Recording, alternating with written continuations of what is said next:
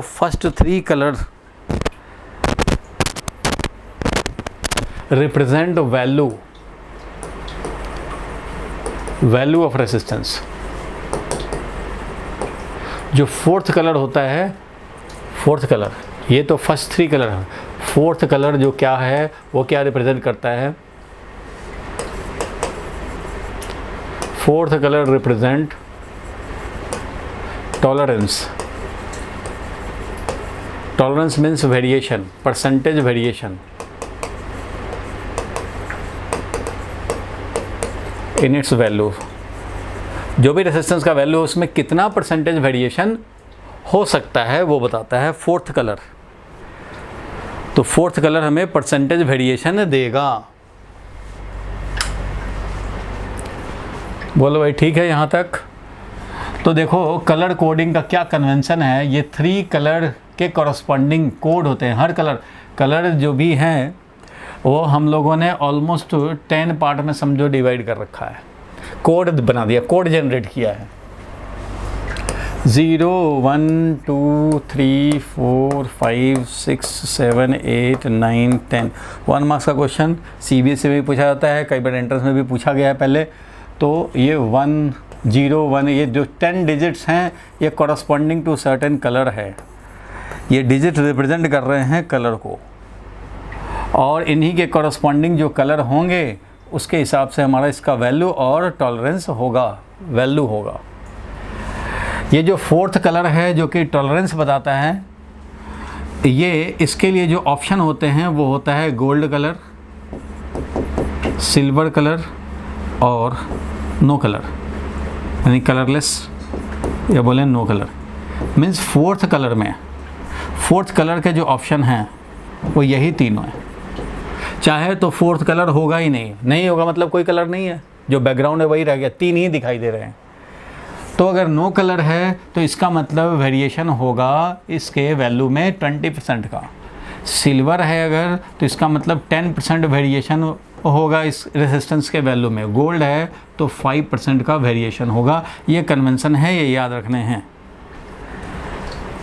अगर हमारा गोल्ड मिले, गोल्ड मतलब बहुत कम वेरिएशन, जो वैल्यू कह दिया ऑलमोस्ट उतना ही रहेगा, 2-4% 5% तक ही वेरिएशन होगा। गोल्डन अगर फोर्थ स्ट्रिप है तो, अगर फोर्थ स्ट्रिप सिल्वर कलर का है तो इट मीन्स 10% वेरिएशन एक्सपेक्टेड है इस रेजिस्टेंस में वैल्यू वाइज। जो भी वैल्यू होगा 100 अगर ओम है, अगर 100 ओम है तो उसमें 5% का ही वेरिएशन हो पाएगा। गोल्डन अगर हुआ फोर्थ कलर तो, अगर ये सिल्वर है तो 10% का वेरिएशन हो सकता है, और अगर कोई कलर ना हो तो 20% वेरिएशन। मीन्स ज़्यादा जब वेरिएशन दिखाने वाला रेजिस्टेंस होता है तो उसका फोर्थ कलर नहीं डालते। 20% या एबव दिखाने वाला होता है तो उसको हम लोग नहीं डालते फोर्थ कलर, और मॉडरेट होता है तो सिल्वर डालते हैं, और बहुत कम वेरिएशन दिखाने वाला हो तो गोल्डन फोर्थ स्ट्रिप डाल देते हैं। और ये जो तीन रेजिस्टेंस जो वैल्यू बताते हैं वो क्या क्या बताता है, तो इन कलर के कॉरस्पॉन्डिंग, अब ये कलर तो भाई कुछ भी हो सकते हैं। कलर मान लो फर्स्ट वाला कलर वाइट है, चलो ठीक है भाई। इसके बाद मान लो ग्रीन था और ये है, ये ग्रीन है, बीच में येलो है। अब हम लोग निकालना चाहते हैं कि इसका क्या वैल्यू हुआ, और ये वाला गोल्डन है या सिल्वर है, कुछ भी है। मान लो ये गोल्डन है, ये तो वाइट कलर दिख ही रहा है, वाइट कलर है, येलो कलर है, ग्रीन कलर है, और ये अपना समझो गोल्ड है। तो इसका वैल्यू क्या होगा? तो हर कलर के कॉरस्पॉन्डिंग कोड हैं। इस कोड को याद रखने का भी एक तरीका है, बी बी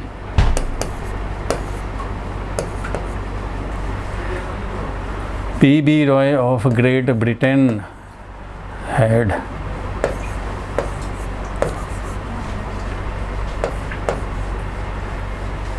याद करने का तरीका हो जाएगा येलो, ग्रीन, ब्लू,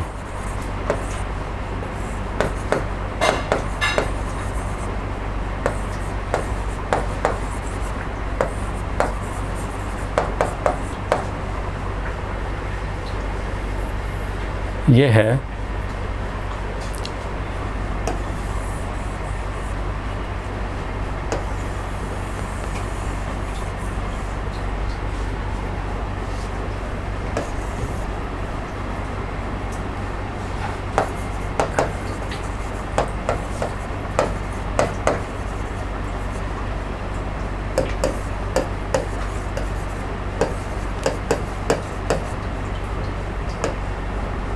इधर होगा डार्क कलर, डार्क होता जाएगा, इधर लाइटर कलर, इधर लाइटर कलर, इधर डार्क कलर।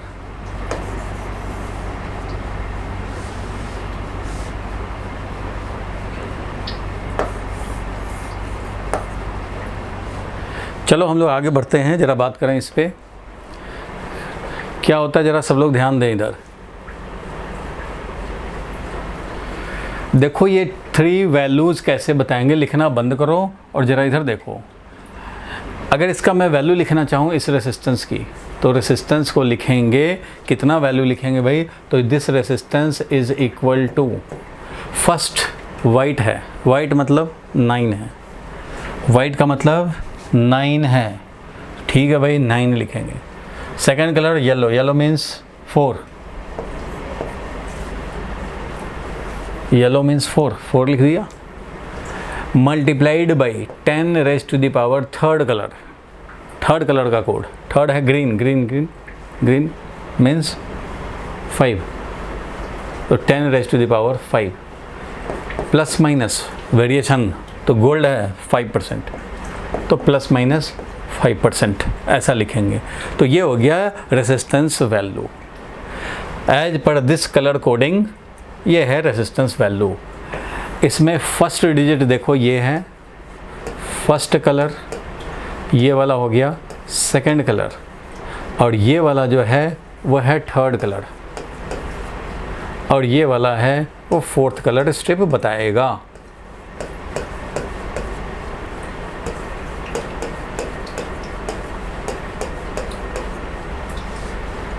कुछ समझ में आया? First colour according to this code लिखेंगे, वैल्यू डिजिट लिख दिया, इसके कॉरस्पॉन्डिंग सेकंड कलर का भी डिजिट एज इट इज लिख देने हैं। लेकिन थर्ड कलर को 10 raise to the power power में यूज़ कर रहे हैं, 10 का कितना पावर लगाएंगे वो थर्ड कलर लगाएंगे। Fourth colour is use to indicate tolerance that is variation, तो उसके हिसाब से फोर्थ कलर डालेंगे। अब ये याद कैसे रखेंगे, तो याद रखने का ये तरीका है भाई, क्या, तो याद रखने का तरीका है बी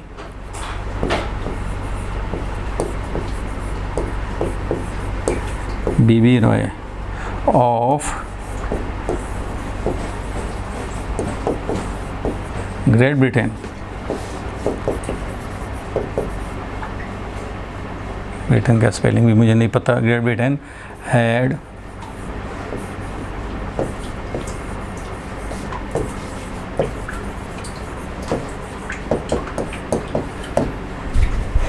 ये है हैड वेरी गुड वाइफ। चलो हैड, तो ये है, आप चाहे तो याद रख सकते हैं। याद रखने का ये तरीका है, कैसे याद रखेंगे, तो 0 से स्टार्ट हो जाएंगे, 0 से 9 तक, यही 10 डिजिट्स होते हैं भाई, ये 10 डिजिट्स हैं। और कॉरस्पॉन्डिंग ये है भाई, पहले 0 से 1 लिख जाओ और उसके बाद ये बीबी रॉय लिख जाओ, BB Roy of Great Britain, BB Roy of Great Britain. इसमें ये आएगा, ये आएगा, ये आएगा, ब्रिटेन हो गया 6 और हेड आता नहीं है, ये हो गया 7, ये हो गया 8 और ये हो गया 9।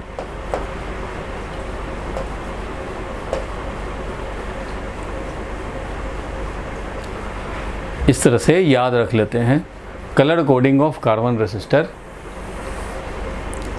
कलर का कोडिंग कर दिया। अब कभी कंफ्यूजन होता है कि बी तो 2 बार है भाई, 3 बार है, बल्कि बी 3 बार है, तो जितना ऊपर जाओगे उतना डार्क, जितना नीचे आएंगे उतना लाइट कलर। लाइट आते आते ये वाइट हो गया और इधर डार्क होते होते ब्लैक बन गया, ब्लैक से वाइटिस की तरफ, वाइट से उधर ब्लैक की तरफ। तो जो सबसे ज़्यादा डार्क कलर होगा वो ऊपर, तो ब्लैक से ज़्यादा डार्क तो होता नहीं है कुछ भी, तो ये ब्लैक। उसके बाद ब्राउन और ब्लू, 3 कलर आते हैं बी से, ब्लैक, ब्राउन एंड ब्लू। तो ब्लैक को सबसे ऊपर रखा, उसके बाद ब्राउन, तब ये ब्लू, सबसे लाइट कलर ब्लू यहाँ दिखाएंगे। जहाँ मैचिंग हो जाए, एक ही आ जाए, वहाँ पे इस तरह से हम लोग याद रखते हैं कि ऊपर जो है डार्क कलर है और नीचे यहाँ लाइट कलर है। उस तरह से जी भी 2 बार आ रहा है, एक बार ग्रीन एक बार ग्रे, भाई माइक को ऑफ रखो, जब बोलना हो, जब डाउट पूछना हो तभी माइक को ऑन करो, अदरवाइज ऑफ रखो। देखो भाई माइक को ऑफ कर ले भाई, अननेसेसरी मत साउंड लाओ। चलो ये हम लोगों ने याद रखा कि अगर बी अगर 3 बार आ रहा है तो यही ध्यान रखना है कि जैसे जैसे नीचे जाएगा डार्क कलर होने हैं, लाइटर कलर होते जाने। एक तरफ वाइट है एक्सट्रीम पे, एक तरफ ब्लैक है एक्सट्रीम पे, और अगर मान लो यहाँ पे दो और हैं जी वाले, तो ग्रीन है ग्रे है, तो ग्रीन ज़्यादा डार्क होता है तो इसलिए ऊपर रहेगा और ग्रे नीचे की तरफ रहेगा। जितना वाइटेस होता जाएगा उतना ही हमारा नीचे आता जाएगा, जितना वाइट की तरफ उतना नीचे, लाइट कलर डार्क कलर। तो इस तरह से हम लोग याद रखते हैं और ये सीक्वेंस याद रखना है। 0 से 9 स्टार्ट हो जाओ और इधर बीबी रॉय को स्टार्ट कर दो। बीबी रॉय ऑफ ग्रेट ब्रिटेन और वेरी गुड और वाइफ, इस तरह से याद रखेंगे। First 3 colour is for value कैसे, तो फर्स्ट 2 तो डिजिट एज इट इज आ जाएंगे, और थर्ड स्टेप जो होगा वो 10 का पावर बताएगा, और फोर्थ जो होगा वो टॉलरेंस बताएगा, यानी वेरिएशन बताएगा, percentage variation. Represent tolerance that is percentage variation in its value. ठीक है, इसके ऑप्शन यही हैं, 3 ही ऑप्शन है इसके, बाकी इधर वाले जो 10 डिजिट हैं वो ये है। This is called colour coding of carbon resistor. Carbon resistor का कलर से कोडिंग कर दिया और इससे हमें value as well as tolerance मिलता रहेगा। क्लियर है, इसमें तो किसी को कोई डाउट होना नहीं चाहिए, ऐसा ही है, बेकार सा टॉपिक है, छोटा सा ऐसा ही 1 मार्क्स वाला ये टॉपिक। चलो आगे बढ़ते हैं हम लोग, नेक्स्ट पॉइंट पे चलते हैं। हटा दें इसको, चलो एक वैल्यू तुम भी निकाल दो। एक मान लो मैंने दे दिया, इसका वैल्यू बताओ। ये एक है,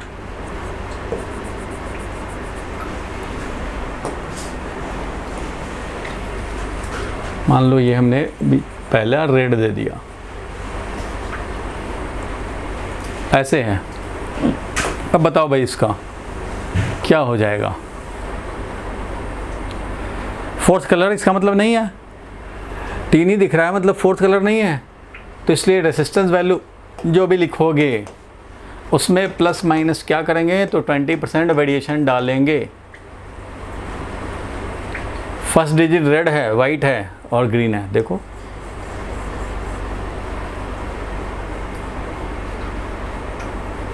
कितना वैल्यू आया बताओ।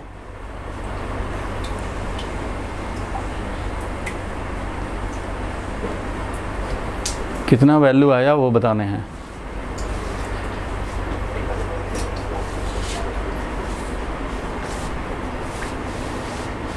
तो वैल्यू देखो इसका कितना हो जाएगा, तो रेड है, रेड के कॉरस्पॉन्डिंग क्या कलर है भाई, तो 2 है, तो 2 हम लोग लिखेंगे इसमें, 2 लिख दिया। और देखेंगे वाइट, वाइट के कॉरस्पॉन्डिंग क्या था भाई, तो 9 है, तो वाइट के कॉरस्पॉन्डिंग 9 है, तो 9 लिख दिया। Into 10 raise to the power कितना भाई, तो ग्रीन, ग्रीन मतलब कितना, ग्रीन है, तो ग्रीन है तो 5 है, तो इसका मतलब 10 रेज़ पावर 5 कर देंगे। ग्रीन है तो 5 है, और अगर ये रेड होता तो 2 हो जाता। इसी में थोड़ा सा चेंज कर देते हैं सीक्वेंस का, कलर का, तो चेंज हो जाता। तो इस तरह से निकाल लेंगे वैल्यू। चलो एक और निकाल दो जल्दी से।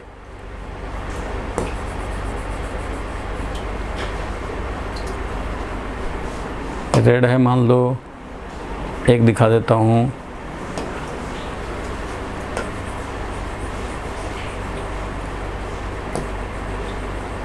ऑरेंज है,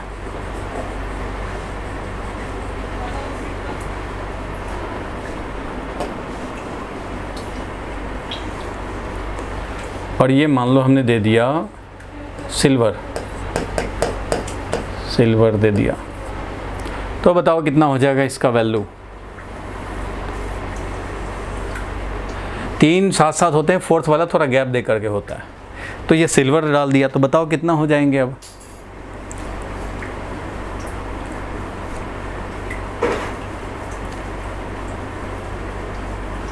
कितना आया जल्दी बताओ।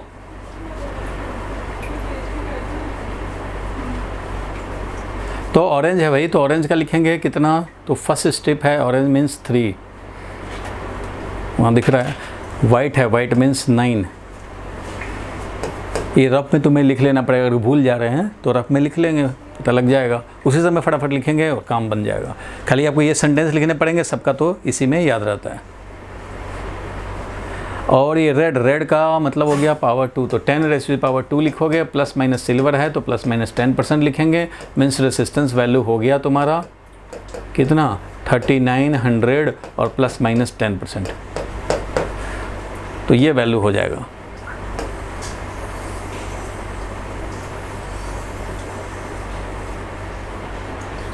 ठीक है, कलर कोडिंग समझ गए। चलो आगे बढ़ते हैं। ये तो क्लियर है सबको, किसी को डाउट है तो बता दे भाई। ये 10% ऐड लिखते हैं या फिर निकाल के प्लस माइनस के रेंज दिखाते हैं? नहीं, दोनों लिख सकते हैं, दोनों ऑप्शन। 10% हो गया ना भाई, जब ये 10% हो गया तो आप इसको ऐसे लिख सकते हो 3900 प्लस माइनस 10%, इसका कितना हो जाएगा 390, तो ऐसे भी लिख सकते हैं 3900 प्लस माइनस 390। जैसे एरर में लिखते थे ना, वैसे ही ये भी है, चाहे परसेंटेज में लिखो चाहे वैल्यू में लिख दें, बात एक ही है। 390 हुआ ही इसका 10%, तो परसेंटेज का कलर जो कोडिंग होता है वो परसेंटेज में हमारा होता है। अब आगे तुम्हें ये वैल्यू निकालने की ज़रूरत हो तुम निकाल लो। मीन्स इसका मैक्सिमम वैल्यू क्या हो सकता है भाई, तो मैक्सिमम वैल्यू इसमें 390 ऐड कर दो, मिनिमम वैल्यू 390 सब्ट्रैक्ट कर दो, ये है समझो मीन वैल्यू। ये मीन वैल्यू हो गया समझो, मेन जो वैल्यू है। इसी में ज़्यादा भी हो सकता है, थोड़ा कम भी हो सकता है, ये है। तो first 3 colour is for value, first 2 digit as it is लिखते हैं, थर्ड डिजिट यहाँ आता है, फर्स्ट 2 तो डायरेक्ट आता है डिजिट ही, थर्ड पावर में आता है 10 के पावर में, और फोर्थ वेरिएशन में दिखाया जाता है। This is common convention. B B Roy of Great Britain had very good wife. इसको याद रखते हैं 0 1 2 3 4 करते हुए। ठीक है, आगे बढ़ें। इसको मैं हटा रहा हूँ भाई। किसी को डाउट है पूछ ले, कोई डाउट हो किसी को? हाँ बोलो। कभी कोई रेजिस्टर ऐसा हुआ जिसमें तीनों स्ट्रिप्स ब्लैक? नहीं, तीनों ब्लैक ऐसे तो पता ही नहीं लगेगा ना। तीनों ब्लैक हैं तो ब्लैक मतलब, अगर तीनों ब्लैक हो जाएंगे तो ब्लैक का मतलब क्या हुआ, समझ रहे हो? 0 0 0 मतलब 0 ही। तो ऐसा कोई रेसिस्टेंस होता है जिसका 0 वैल्यू हो? ऐसा कोई रेसिस्टेंस नहीं होता जिसका। कोई भी कंडक्टर होगा, कोई भी कार्बन रेसिस्टर होंगे तो उसके कुछ ना कुछ रेसिस्टेंस वैल्यू होंगे। ब्लैक ब्लैक ब्लैक होना मतलब क्या हो गया, 0 0 इंटू 10⁻�0, तो क्या हो गया 0 ही सब है, 0 हो गया। ऐसा नहीं होता है, नहीं वैसे नहीं होता है। 0 वैल्यू हो गया नहीं, ये तो मीन वैल्यू है ना, ये वैल्यू 0 नहीं होगा। तो 3 स्टार्टिंग के कलर अगर हमारे ब्लैक ब्लैक 0 0 0 हो जाएं तो इसका मतलब वो रहा ही नहीं। ये तो 0 0 हो गया ना, ये हो गया। इसमें 10 पावर मान लो 5 भी करते हैं तो ये तो 0 हो गया ना, तो 0 ही हो गया। सो स्टार्टिंग 2 भी अगर 0 हो गया ना तो 0 हो गया। तो इसलिए ऐसा होता नहीं है, तीनों का कलर से वैल्यू निकलते हैं। और फोर्थ हमारा कलर दिख गया तो उसका डालेंगे, चाहे सिल्वर दिखेगा चाहे गोल्ड दिखेगा, यही 2 दिखेगा। और नहीं दिखा तो इसका मतलब कि नो कलर है, इसलिए उसका टॉलरेंस 20% लिखेंगे। ठीक है, आगे बढ़ते हैं। अब नेक्स्ट टॉपिक लिखो भाई, वेरी वेरी इंपॉर्टेंट। अब इलेक्ट्रिकल सर्किट की तरफ आगे बढ़ रहे हैं। इलेक्ट्रिकल सर्किट डील करने के लिए सीरीज एंड पैरेलल कॉम्बिनेशन हम लोग समझते हैं। तो पहले सीरीज कॉम्बिनेशन की बात करेंगे, और सीरीज कॉम्बिनेशन की बात करने से पहले कॉम्बिनेशन की बात करेंगे। Combination of resistors, combination of resistor. तो क्या होता है कॉम्बिनेशन ऑफ रेसिस्टर, वो जरा समझा जाए। कॉम्बिनेशन का मतलब क्या है, एक ग्रुपिंग। मान लो एक रेसिस्टेंस कैपेसिटर में जिस तरह से होता था, एक रेसिस्टेंस इधर, रेसिस्टेंस ऐसे ऐसे, कुछ भी हो सकता है भाई। तो ये एक ग्रुप है, मान लो बिटवीन ए एंड बी। ध्यान देना सारे लोग, ए एंड बी अगर कैपेसिटेंस छूटा हो तो उसको कवर करो। फिलहाल ये है कि सम रेसिस्टेंस में बी इन पैरेलल, सम में बी इन सीरीज, कोई मिक्स्ड हो, पता नहीं है क्या है, जैसे भी हो। एक ग्रुप ऑफ रेसिस्टर, कोई ऐसे करके लटका हुआ है, जैसे भी हो। एक ग्रुप ऑफ रेसिस्टर ए और बी के अक्रॉस है कनेक्टेड, तो इसी ए और बी के अक्रॉस एक सिंगल इक्विवेलेंट इनका लें, आर इक्विवेलेंट, तो इसको इससे एक्सचेंज कर पाएँ, इसको इससे आपस में एक्सचेंज कर सकें, तो बोलते हैं कि भाई ऐसे कंडीशन में group of resistor will be equivalent to a single equivalent resistance. Exchange कर पाएँ फॉर ऑल इलेक्ट्रिकल पर्पस। मान लो एक बड़ा सा नेटवर्क है, ध्यान समझना, पहले जो मीनिंग है उसको क्लियर करें। एक बहुत बड़ा मान लो टीवी या ट्रांजिस्टर, इसके पीछे एक नेटवर्क होता है, इलेक्ट्रॉनिक सर्किट होता है, तो या इलेक्ट्रिकल कोई सर्किट है। इसमें हम लोगों ने क्या किया, बहुत जगह पे रेसिस्टेंस कनेक्टेड होते हैं आपस में, सीरीज में, पैरेलल में, जैसे भी हैं कनेक्टेड है। अब ये मान लो एक ग्रुप ए और बी के अक्रॉस कनेक्टेड हैं, और भी बहुत सारे पार्ट हैं जिसमें सेल लगे हैं, तो सीरीज, पैरेलल, रेसिस्टेंस, ट्रांजिस्टर, बहुत सारे चीज़ लगे हुए हैं। फिलहाल ये ए और बी की बात कर रहा हूँ मैं। अगर ये ए और बी के across certain group of resistance लगे हुए हैं और इसके बदले में इक्विवेलेंट निकाला मान लो 10 ओम, तो इसका मतलब है ये 1 ओम, 2 ओम, 3 ओम, 4 ओम, 5 ओम, पता नहीं क्या क्या था, बट इस ग्रुप के बदले में एक इक्विवेलेंट रेसिस्टेंस का मतलब होता है कि इस ग्रुप को हटा करके, इस ग्रुप को हम लोग हटा दें मान लो यहाँ से, और एक सिंगल ये वाला 10 ओम डाल दें, तो other part of the circuit unaffected होना चाहिए। Other part of the circuit को पता भी नहीं चलना चाहिए कि यहाँ पे ऐसा रिप्लेसमेंट हुआ है और ग्रुप को हटा के सिंगल डाला गया, ये इनको नहीं पता चलना चाहिए। Means other part should be unaffected, other part of the circuit should be unaffected, तभी इसको हम लोग रिप्लेसमेंट या एक्सचेंज जो कर रहे हैं वो इलेक्ट्रिकली इक्विवेलेंट समझा जाएगा। इलेक्ट्रिकली इक्विवेलेंट का मतलब ही होता है कि इस रिप्लेसमेंट से other part of the circuit पे कोई इफेक्ट ना पड़े। वो तभी होगा जब ये ग्रुप जिस पोटेंशियल डिफरेंस के अक्रॉस था, ये ग्रुप ऑफ रेसिस्टर ए और बी के अक्रॉस था, तो ए और बी के बीच में जो भी पोटेंशियल डिफरेंस था, मान लो 10 वोल्ट था, तो वही 10 वोल्ट जब यहाँ भी अप्लाई हो, ये जो 10 वोल्ट था इसके अक्रॉस भी अप्लाई हो, तो ये ग्रुप मिल करके, अगर ये ग्रुप ऑफ रेसिस्टर यहाँ से मान लो 5 एम्पियर का करंट ड्रॉ किया था, 5 एम्पियर का करंट ड्रॉ किया था, तो ये भी 5 एम्पियर का ही करंट ड्रॉ करे, तभी ये इलेक्ट्रिकली इक्विवेलेंट समझा जाएगा। अब मान लो यहाँ पे 10 वोल्ट था और 10 वोल्ट से ये 5 एम्पियर का करंट ड्रॉ करता था, और जब तुमने रिप्लेस कर दिया और ये 6 एम्पियर ड्रॉ करने लग गया इसी 10 वोल्ट के कॉरस्पॉन्डिंग, तो इसका मतलब कि 5 ये ड्रॉ करता था और ये लाने से 6 ड्रॉ करने लग गया। मीन्स अदर पार्ट से 1 एम्पियर कहीं ना कहीं से लाया ये, तो अदर पार्ट तो इफेक्टेड हो गया, अदर पार्ट के करंट चेंज हुए होंगे। इट मीन्स तब उस कंडीशन में इसको इक्विवेलेंट नहीं समझा जाएगा। इलेक्ट्रिकल इक्विवेलेंसी ग्रुपिंग हम लोग क्यों पढ़ रहे हैं, कॉम्बिनेशन ऑफ रेसिस्टेंस क्यों पढ़ रहे हैं, ताकि कभी भी किसी इलेक्ट्रिकल पर्पस से हम लोग दोनों को रिप्लेस कर सकें, एक्सचेंज कर सकें, and there should not be any effect on the other part of the circuit. Equivalency का यही मतलब है, same potential difference, same current drawn होना चाहिए। अगर सेम करंट, ये भी 5 एम्पियर, ये भी 5 एम्पियर ड्रॉ कर रहा है, तो ये 10 है तो ये भी 10 ही रहे। ये नहीं कि यहाँ 5 एम्पियर के लिए यहाँ 10 वोल्ट अप्लाई करना पड़ा और यहाँ 5 एम्पियर के लिए इधर 12 वोल्ट अप्लाई करना पड़ा, तो ये इक्विवेलेंसी नहीं समझा जाएगा।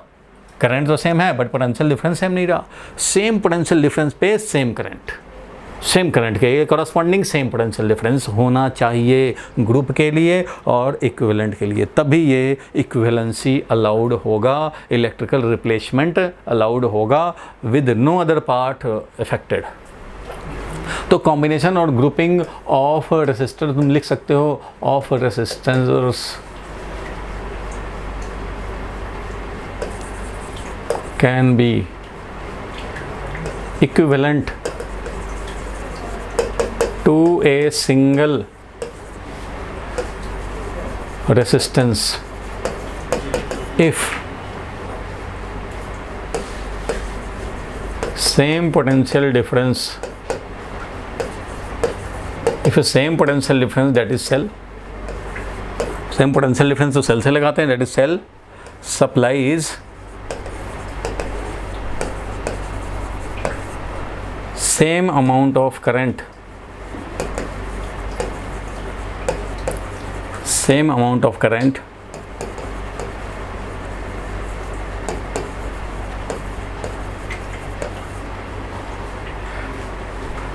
through the group and its single equivalent.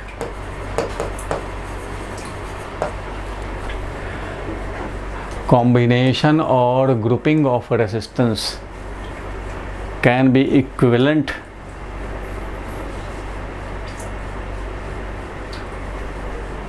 combination or group of resistance can be equivalent to a single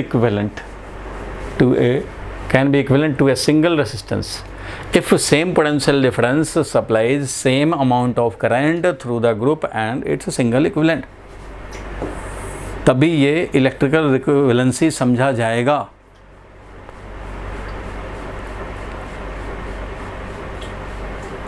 ठीक है, ये लिख लिए। Other part of the circuit unaffected होना चाहिए, इस पॉइंट को भी लिखना ज़रूरी है, इस पॉइंट को भी समझना ज़रूरी है भाई। If are not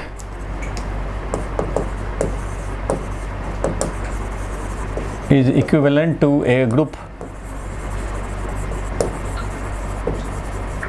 of resistors, then we can interchange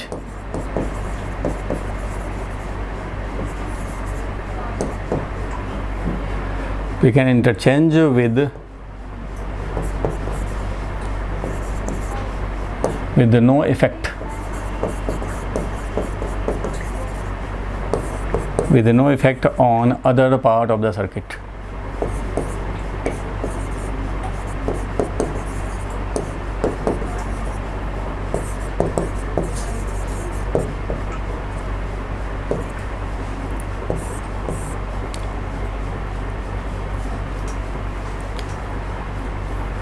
ठीक है, it means same potential difference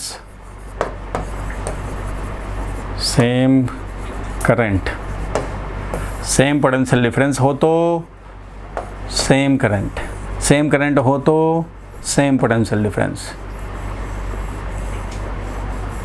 तभी इलेक्ट्रिकली इक्विवेलेंट समझा जाएगा और इससे कोई डिफरेंस, कोई इफेक्ट अदर पार्ट पे नहीं आएगा। This is the basic understanding for group of resistor and it's single equivalent. और सिंगल इक्विवेलेंट निकालने का मतलब भी यही होता है, सीरीज में है तो फार्मूला लगा दिया, पैरेलल में फार्मूला लगा दिया, फार्मूला लगा के निकाले तो वो क्या निकला, वो रेसिस्टेंस वैल्यू निकला जो कि हम लोग आराम से एक्सचेंज कर सकते हैं और इससे दूसरे पार्ट को बिल्कुल ही फ़र्क नहीं पड़ेगा, कोई इफेक्ट नहीं आएगा। जिसमें जितना ज़्यादा था करंट वोल्टेज वो सब वैसे का वैसे ही रहेगा। तो ये हुआ ग्रुपिंग का मतलब। क्लियर है यहाँ तक? बोलो भाई, क्लियर है तो आगे बढ़ें, किसी डाउट हो पूछ ले।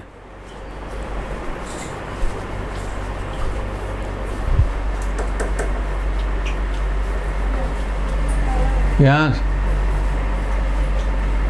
प्यांस,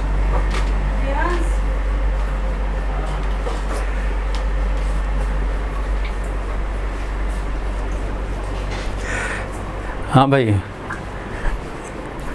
क्लियर है यहाँ तक? तो बोलो भाई, क्लियर है तो आगे बढ़ाऊँ। आदित्य,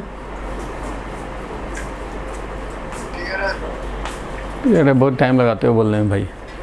ठीक है, चलो इसको हटा रहा हूँ। अब हम लोग देखें इक्विवेलेंट का क्या हुआ मीनिंग।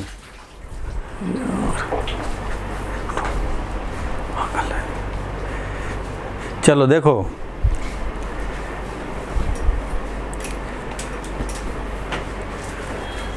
अब लिखो सीरीज ग्रुपिंग, फटाफट लिखो तो जल्दी से। सीरीज ग्रुपिंग, सीरीज ग्रुपिंग क्या होता है सब लोग जानते हैं भाई।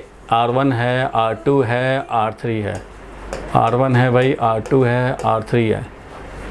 ये 3 रेसिस्टर्स हैं A एंड B के अक्रॉस। ये 3 रेसिस्टेंस हैं सीरीज में। सीरीज कहने का मतलब क्या हुआ, तो सीरीज का मतलब है एंड टू एंड कनेक्शन। ध्यान रखना, सीरीज में कब समझते हैं, जब भाई एंड टू एंड कनेक्शन, मतलब एक रेसिस्टेंस का जो एंड है वो दूसरे रेसिस्टेंस के एक एंड से कनेक्ट हो जाए, इसका एक एंड तीसरे रेसिस्टेंस के एक एंड से कनेक्ट हो जाए, तो ये एंड टू एंड कनेक्शन समझा जाएगा और उसी को हम लोग सीरीज कॉम्बिनेशन समझेंगे। लिख लो end to and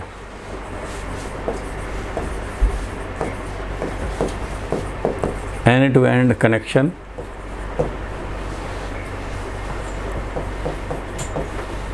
without any branching. सारे लोग लिखो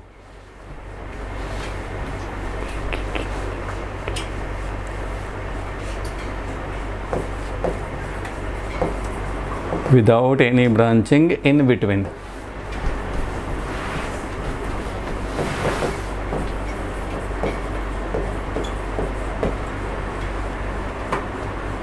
और ऐसा अगर इसको सीरीज में कनेक्शन समझते हैं,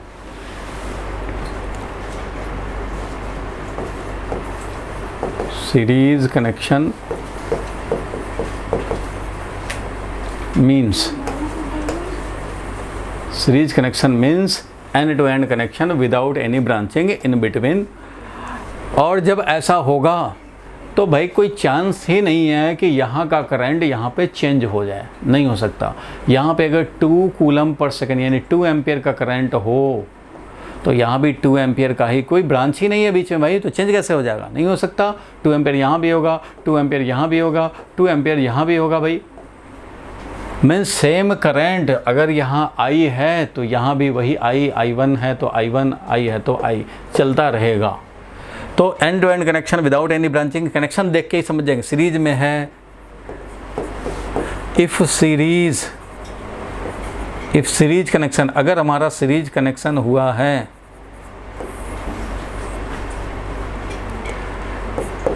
then current in all must be same,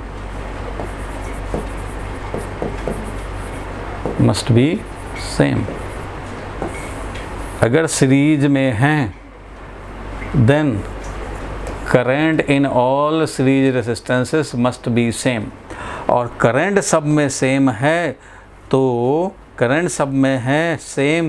तो सीरीज कनेक्शन हो ऐसा समझना रॉन्ग होगा। ये समझना राइट है कि अगर हमारा सीरीज में connected that is end to end connected है तो current must be same, there is no question about it. Series में है एंड टू एंड तो सब में सेम करंट होंगे, बट सब में सेम करंट हैं तो सीरीज होना ज़रूरी नहीं है। मतलब ये एक सेल यहाँ लगाया, यहाँ करंट आया 2 एम्पियर, दूसरे वैल्यू का सेल दूसरे वैल्यू का रेसिस्टेंस लगाया, यहाँ पे भी आया 2 एम्पियर, तो क्या ये दोनों सीरीज में होगा? नहीं होगा भाई। ये अलग कनेक्शन, ये अलग कनेक्शन, कहाँ सीरीज में कनेक्शन हो जाएगा? नहीं हो सकता। यहाँ पे 2 के बदले में 3 भी कर सकते हो, यहाँ 2 ही रह गया, सीरीज में नहीं हो सकता। सीरीज में होने का मतलब है एंड टू एंड कनेक्शन हो। ये अलग सर्किट है, ये अलग सर्किट है, डिफरेंट सर्किट है, तो कोई तो क्वेश्चन ही राइज नहीं होता।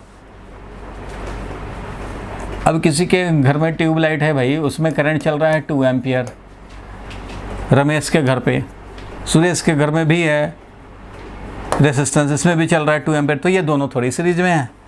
तो सीरीज में कनेक्शन होने का कंडीशन क्या है भाई? एंड टू एंड कनेक्टेड होना चाहिए आपस में, without any branching in between, एक दूसरे में कोई बीच में ब्रांचिंग ना आए। जब तक ये एक ही एंड टू एंड कनेक्शन हो, चाहे हो सकता है ये ऐसे हो, ऐसे हो, ये ऐसे हो जाए, ऐसे हो जाए, फिर ऐसे हो जाए, फिर ऐसे हो जाए, फिर ऐसे हो जाए, बट ये सारे क्या हैं? सीरीज में हैं। End to end connected, end to end connected, end to end connected, end to end connected, no branching in between, तो सारे के सारे क्या हैं? सीरीज में हैं। तो ये ध्यान से समझने की बात है। सीरीज में है end to end connected, current must be same, but current same हो गया तो इसका मतलब ये नहीं कि सीरीज में समझेंगे, इंटरकनेक्टेड भी होना चाहिए, एक ही लोकेशन पे रहे, एक ही जगह पे रहे और इंटरकनेक्टेड हो और कनेक्ट किया हुआ है, तब जाकर के सीरीज में बनेगा। और सीरीज में मेन है कि एंड टू एंड कनेक्शन देखो, वो है तो सीरीज में है तो करंट से।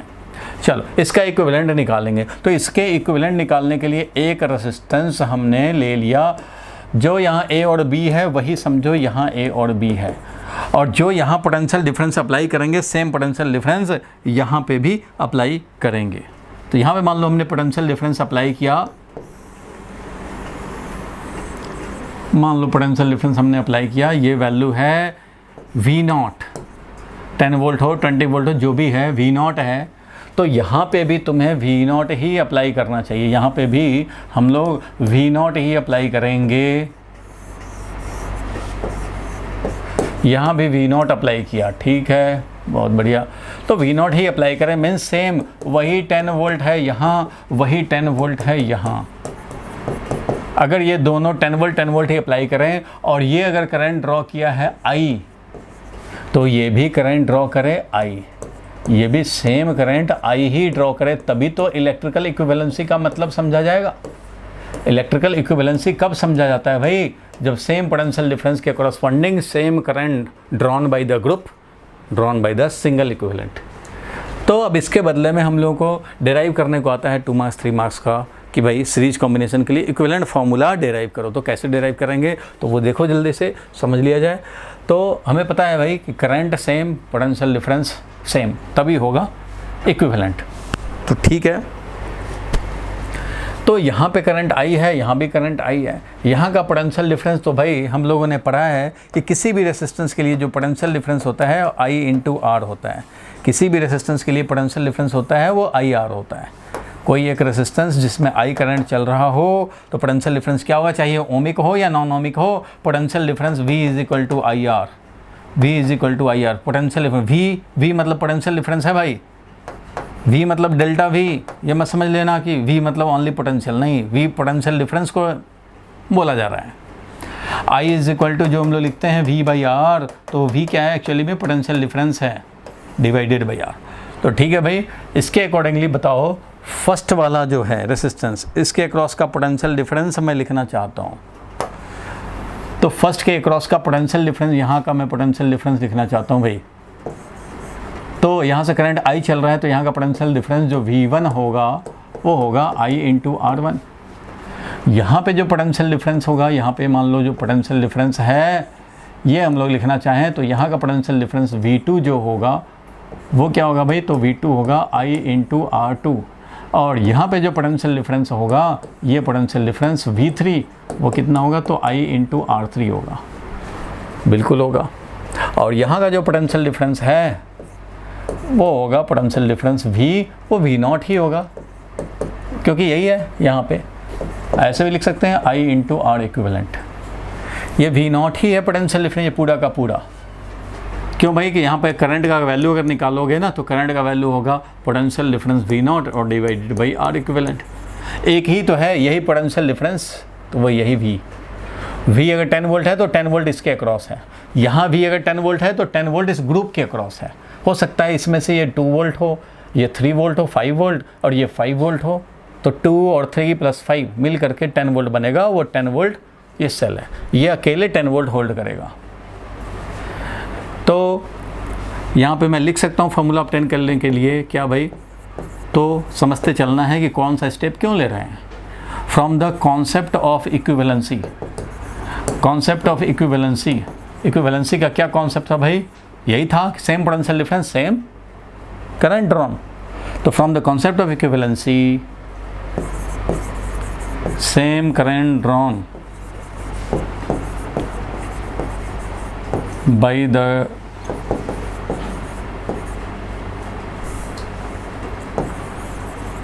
by the group and its single equivalent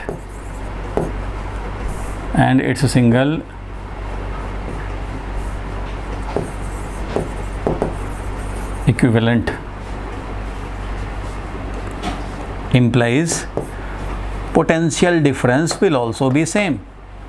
यानी potential difference across single must be equal to total potential difference across the group, होना ही चाहिए। कॉन्सेप्ट ऑफ इक्विवेलेंसी यही कहता है भाई।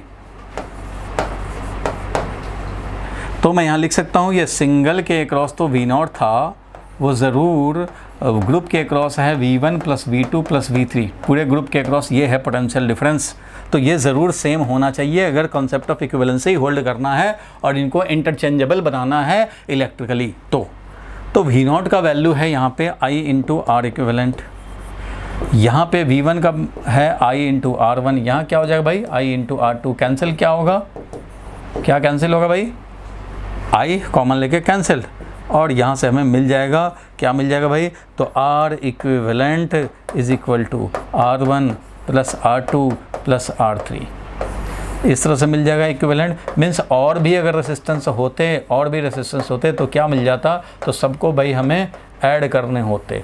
मीन्स सीरीज में होगा तो ऐसा फॉर्मूला ज़रूर अप्लाई होगा।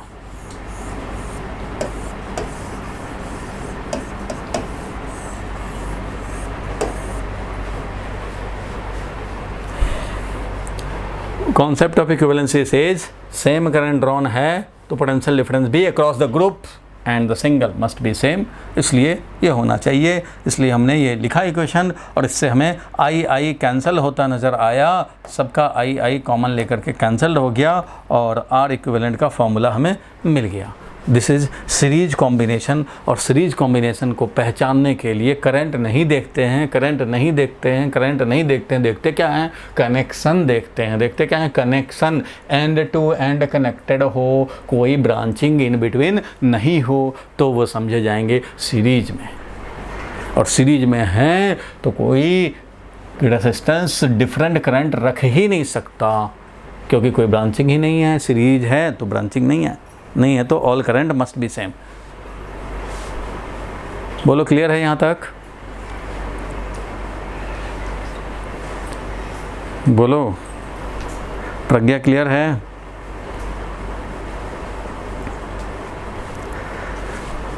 युवराज क्लियर है कि नहीं भाई?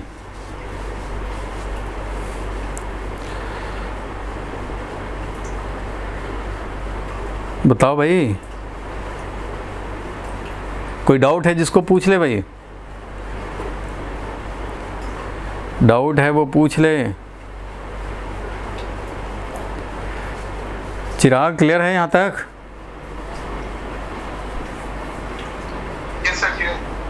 तनिष्का, तनिष्का क्लियर है? रोशन, टाइम लगता है तुम लोग बोलने में, चलो कोई बात नहीं। यहाँ तक नोट कर लिया तो अब जल्दी से लिखा जाए पैरेलल ग्रुपिंग। ये अगर नोट कर लिया, नहीं भी नोट किया है तो भाई मैं वीडियो भी भेजूँगा तुम्हें व्हाट्सएप पे, और उससे आप नोट्स भी बना लेंगे। स्क्रीनशॉट लेना हो स्क्रीनशॉट ले सकते हो। चलो आगे बढ़ते हैं हम लोग, नेक्स्ट पॉइंट पे चलते हैं। अब आएंगे हम लोग पैरेलल ग्रुपिंग। जल्दी से लिखो, ये सब बेसिक बात बता रहे हैं अभी, इस पे न्यूमेरिकल फिर आगे होते हैं। एक ही दिन सब कुछ तो नहीं हो सकता, और ये करंट चैप्टर बहुत ही अच्छा चैप्टर है लीड लेना हो तो। Parallel grouping of resistance, cell का भी ग्रुपिंग होता है भाई, सेल्स का भी, सीरीज में सेल्स लगे हुए हैं, पैरेलल में सेल्स लगे हुए हैं, तो series parallel grouping of cells भी पढ़ने हैं, वो 1-2 क्लास के बाद आएगा। पैरेलल ग्रुपिंग ऑफ रेजिस्टेंस का क्या मतलब होता है, कैसे समझेंगे कि पैरेलल ग्रुपिंग है, कैसे समझेंगे पैरेलल ग्रुपिंग है, वो कैसे समझेंगे? बोलो भाई, अर्नो कैसे समझेंगे कि पैरेलल ग्रुपिंग है?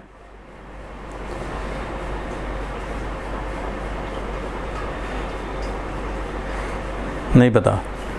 देखो 2 पॉइंट ए है बी है भाई, साउंड तो पहुंच रहा है ना? चिराग साउंड तो पहुंच रहा है? तो ए और बी ये कोई पेयर ऑफ पॉइंट्स हैं, इनके अक्रॉस रेसिस्टेंसेस कनेक्टेड होना चाहिए। वो ज़रूर कैसा होना चाहिए भाई, तो एक ही पेयर के अक्रॉस कनेक्टेड होना चाहिए। ए और बी के अक्रॉस है कनेक्टेड, तो ये R1 है, ये R2 है, ये R3 है, कोई R4 हो, R4 भी हो सकता है भाई। तो जनरली लोग 3 दिखाते हैं, 3 से ही काम चल जाता है भाई, तो ऐसे भी काम चला लोगे। तो अगर इनके अक्रॉस एक हमने लगाया सेल, एक लगाया सेल, मान लो वी नॉट वैल्यू का सेल लगाया, वी नॉट वैल्यू, तो वी नॉट हमने अप्लाई कर दिया। तो ये जो वी नॉट 10 वोल्ट अगर अप्लाई किया तो वो 10 वोल्ट इसके क्रॉस भी है, R1 के क्रॉस भी है, R2 के क्रॉस भी है, R3 के क्रॉस भी है, R4 के क्रॉस भी है। Means all resistances in parallel must have same potential difference. जो ग्रुप के अक्रॉस कनेक्ट किया है वही सब इंडिविजुअल के अक्रॉस भी पोटेंशियल डिफरेंस है। ये बात अलग है कि करंट अलग अलग हो जाएंगे, तो बिल्कुल भाई करंट तो अलग अलग हो सकते हैं। तो करंट का देखो भाई, करंट तो यहाँ पे मान लो I1 करंट है, इधर I2 करंट है, इधर I3 करंट है, इधर I4 करंट है। तो इसका मतलब कि ये सेल ने कितना करंट सप्लाई किया भाई? तो इसका मतलब इस सेल ने जो करंट सप्लाई किया है वो I1 plus I2 plus I3 plus I4 supply किया होगा।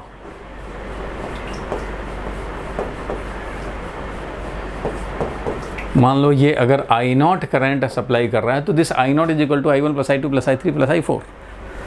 2 एम्पियर यहाँ गया, 2 एम्पियर यहाँ गया, 3 एम्पियर यहाँ गया, 3 एम्पियर यहाँ गया, तो इसका मतलब 6 और 4 10 एम्पियर इसका मतलब यहाँ से आया है, ये 10 एम्पियर आया। So this I0 is sum of all the 4 currents. 3 रहते तो 3।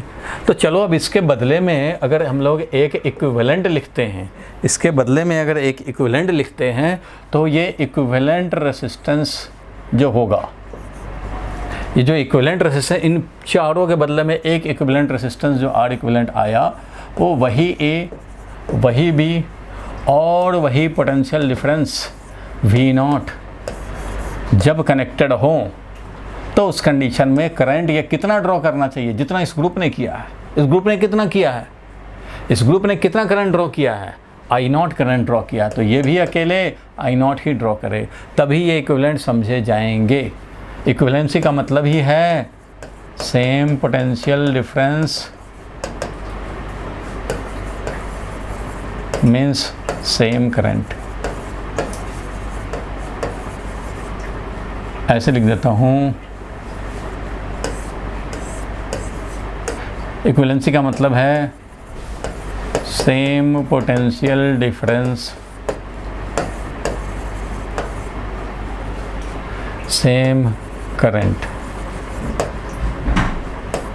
फॉर ग्रुप और group and its single equivalent। Same potential difference का मतलब है same current drawn by the group and the single, और same current drawn by the group and single हो तो same potential difference भी होना चाहिए। इक्विवेलेंसी का तो यही मतलब है।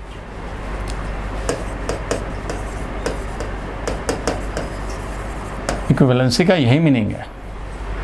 तो अब हम लोग इक्विवेलेंट का फॉर्मूला कैसे ऑब्टेन करें, तो फिर वही काम करने हैं भाई, यही कॉन्सेप्ट ऑफ इक्विवेलेंसी यूज़ करेंगे।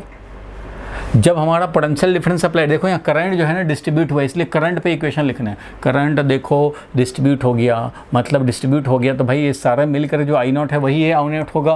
तो यहाँ पे मैं इक्वेशन लिखूँगा जो डिस्ट्रीब्यूट होता है, I0 इज इक्वल टू, मतलब from the concept of equivalency हम लोग लिखेंगे कि जो अकेले के अक्रॉस है, ये सिंगल इक्विवेलेंट के अक्रॉस है, तो वही करंट होगा, वही नेट करंट होना चाहिए इसका ग्रुप के अक्रॉस भी। इट मीन्स क्या हो गया भाई, तो सिंगल के I0 थे और इधर हमारा ये I1 था प्लस I2 था प्लस I3 था प्लस I4 था, तो इन सबको सम भी करने पड़ेंगे। I1 का वैल्यू कितना होगा तो तुम्हें पता है भाई, I1 का वैल्यू कितना होगा वो तुम्हें पता है कि ये I1 जो फर्स्ट रेसिस्टेंस है, इसके थ्रू करंट जो होगा वो टोटल पोटेंशियल डिफरेंस जो तुमने अप्लाई किया है, रेसिस्टेंस R1 के लिए पोटेंशियल डिफरेंस V0 ही है, तो I1 is equal to V0 by R1। ये जो I2 यहाँ पे चल रहा है I2, तो वो I2 कितना होगा भाई, तो I2 के लिए जो R2 है, R2 के क्रॉस भी V0 ही है पोटेंशियल, तो V0 बाई R2 लिखने पड़ेंगे। सिमिलरली I3 जो होगा वो V0 बाई R3 है, और यहाँ से जो I4 चल रहा है I4 वो भी हमारा V0 अपॉन R4 है, बिल्कुल है। और यहाँ पे जो करंट है I0 वो है V0 अपॉन R इक्विवेलेंट। तो मैं ये क्यों लिख रहा हूँ, क्योंकि यहाँ में करंट पे इक्वेशन लिखने हैं। तो इसके आगे जो मैं लिखूँगा वो क्या लिखूँगा भाई, तो I naught is equal to V naught divided by R equivalent, this is equal to V naught upon R one plus V naught upon R two plus V naught upon R three. Cancel क्या होगा बता दो भाई, cancel क्या होगा, we not सबका cancel हो जाएगा। तो वी नॉट कैंसिल्ड हो गए और मिल गया हमें क्या भाई, तो 1/r equivalent is equal to 1/r1 plus 1/r2 plus 1/r3 plus 1/r4। अगर 3 है तो 3 से ही काम चलाएंगे, 4 है तो 4। ये बन गया हमारा इक्विवेलेंट के लिए फॉर्मूला। और जनरल फार्मूला लिखेंगे तो 1/r equivalent is equal to summation of 1/ri। जितने भी रेसिस्टेंस हैं सब के रेसिप्रोकल का सम लो तो तुम्हें 1/r इक्विवेलेंट मिलेगा। तो दिस इज़ फार्मूला, ये फार्मूला की तरह याद रखने हैं और ये डिराइव करने को आ सकता है। तो parallel grouping of resistance means all resistors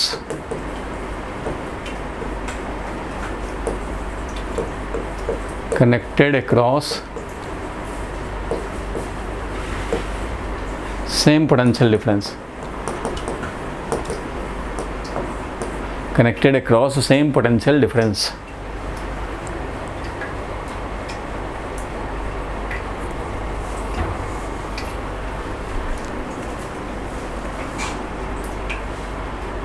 बोलो ठीक है यहाँ तक, जल्दी से लिख लो भाई। तरुण क्लियर है यहाँ तक?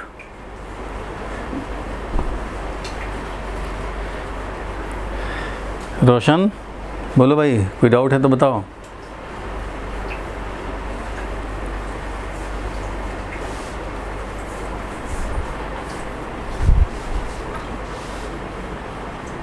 क्लियर है यहाँ तक?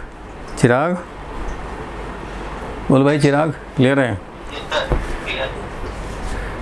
तो यहाँ पे एक सेंटेंस आप लोगों को लिखना भी चाहिए, from the concept of equivalency. अगर आपको डिराइव करने को आएगा स्कूल में तो ये लिखने पड़ेंगे, from the concept of equivalency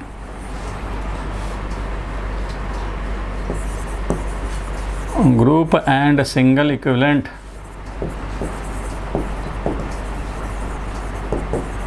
draws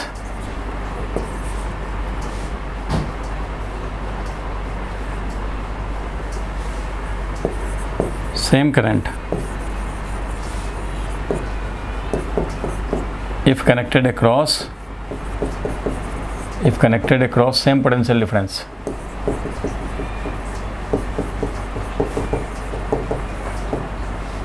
so this means current हमारा सेम होना है, तो ये होना है, तो मिल गया formula, parallel grouping of resistance ये हो जाएगा। और समझने का, पहचानने का तरीका क्या हुआ भाई, तो सेम पेयर ऑफ पॉइंट्स के अक्रॉस कनेक्टेड होना चाहिए, सेम पेयर ऑफ पॉइंट्स के अक्रॉस कनेक्टेड होना चाहिए।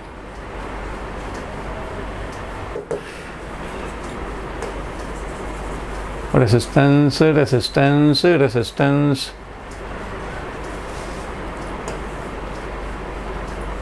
रेसिस्टेंस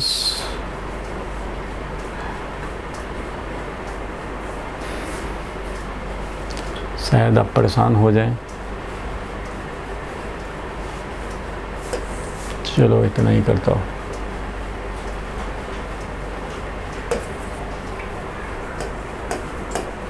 इसके लिए अगर निकालना हो RAB, निकल सकता है भाई, 1 ओम 1 ओम 2 ओम 1 ओम 2 ओम। तो बताओ भाई RAB कितना, means equivalent across A and B।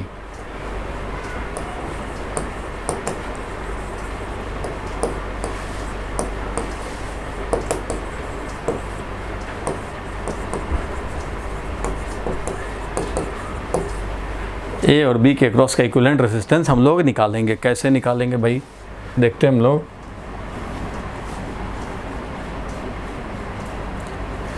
बहुत गलत बात है भाई।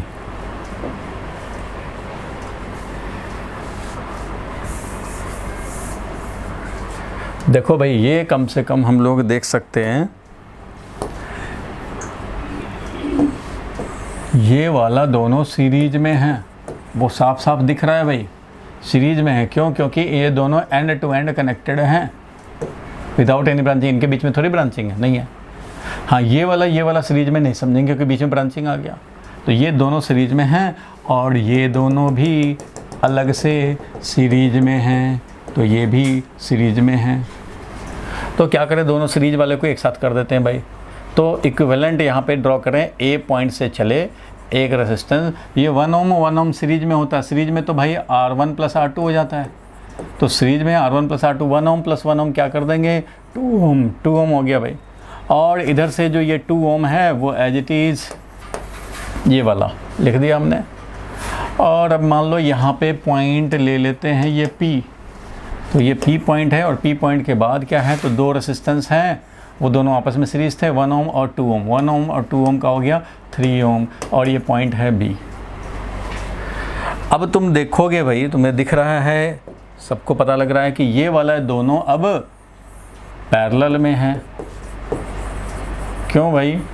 क्योंकि ये तो अब एक रेसिस्टेंस है जो कि A और P के क्रॉस कनेक्टेड है, ये वाला रेसिस्टेंस ये भी A और P के क्रॉस कनेक्टेड है, इसलिए A और P में दो रेसिस्टेंस पैरेलल में कनेक्टेड हैं, तो दोनों का इक्विवेलेंट लिख देंगे। तो दोनों का इक्विवेलेंट जो मिलेगा वो R A और P के क्रॉस का वो मिलेगा 1/2 ओम + 1/2 ओम, दैट इज़ 1 ओम। इसलिए R A P क्या हो जाएगा, A और P के क्रॉस ये 1 ओम हो जाएगा। तो R A P हमारा जो हो गया ये 1 ओम हो गया। और इधर क्या है भाई, तो इधर ये P और B के अक्रॉस 3 ओम है, तो 3 ओम ये हो गया। अब ये इक्विवेलेंट इसके हो गया और इसके बाद फिर एक इक्विवेलेंट हम लोग लिख सकते हैं कि A और B के अक्रॉस, क्योंकि अब ये दोनों क्या हैं भाई, तो अब ये दोनों सीरीज में हैं। अब जब सीरीज में हैं तो R1 + R2 लिखेंगे, यानी कि R A B जो हमें निकालना था R A B वो हो गया भाई, तो 1 ओम + 3 ओम = 4 ओम। तो ये 4 ओम अपना हो जाएगा आंसर, 4 ओम हो जाएगा इसका आंसर। ये आप ऐसे ही देख के फटाफट कर सकते हो, बट स्कूल में जब आएगा तो आप ऐसे कर कर के दिखाने पड़ेंगे कि कहाँ से आंसर आया, वो भी दिखाने पड़ते हैं।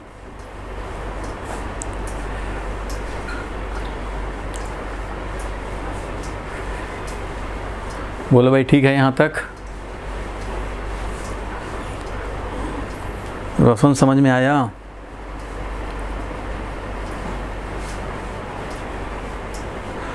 रोशन क्लियर हुआ?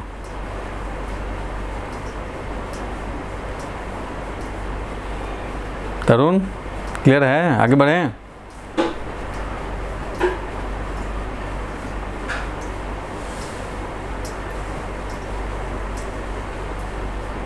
तरुण बोलो। बोलता ही नहीं है भैया।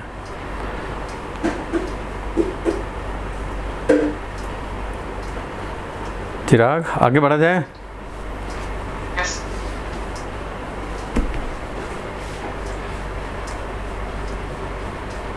चलो अब इसको डिलीट कर रहा हूँ मैं।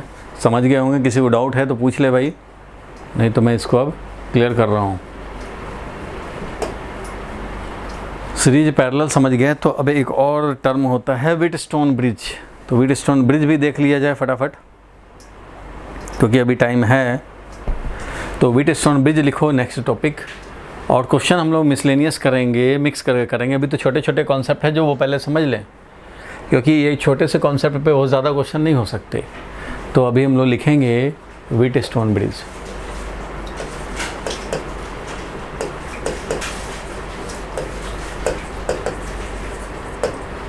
व्हीटस्टोन ब्रिज क्या होता है वो ज़रा समझे।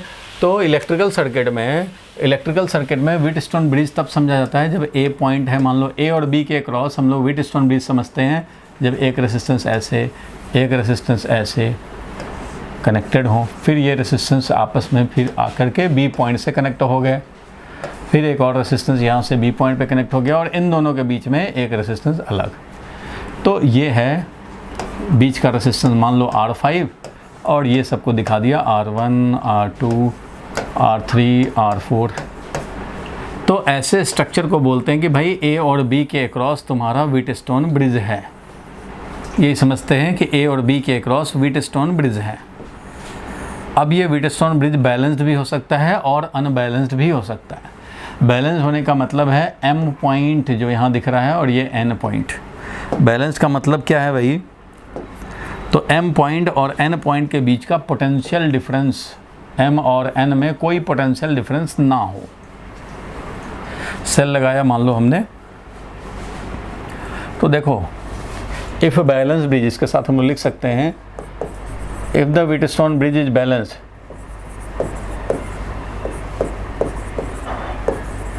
If the Wheatstone bridge is balanced है तब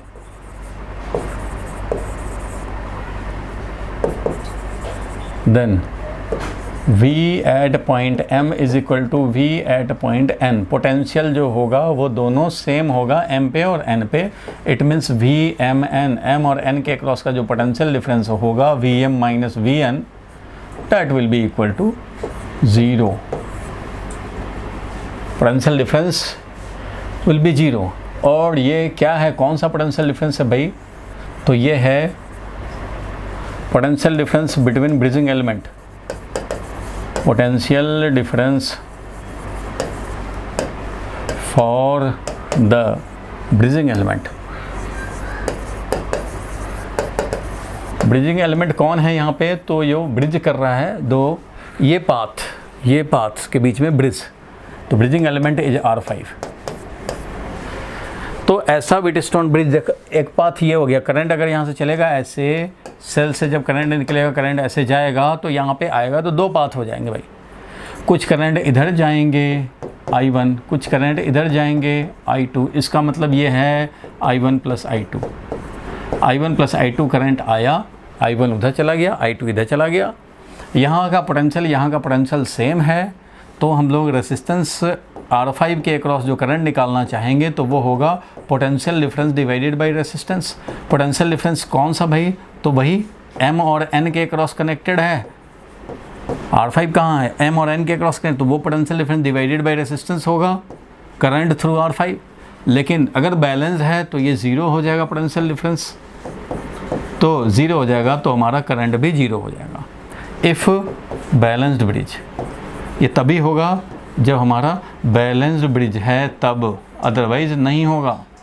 अगर बैलेंस ब्रिज है तो ऐसा होगा, और अगर ऐसा हुआ तो I5 current will be 0। Balanced हुआ तो I5 करंट को हम लोग बोल देंगे 0। तो फिलहाल के लिए बैलेंस्ड ही समझे हम लोग।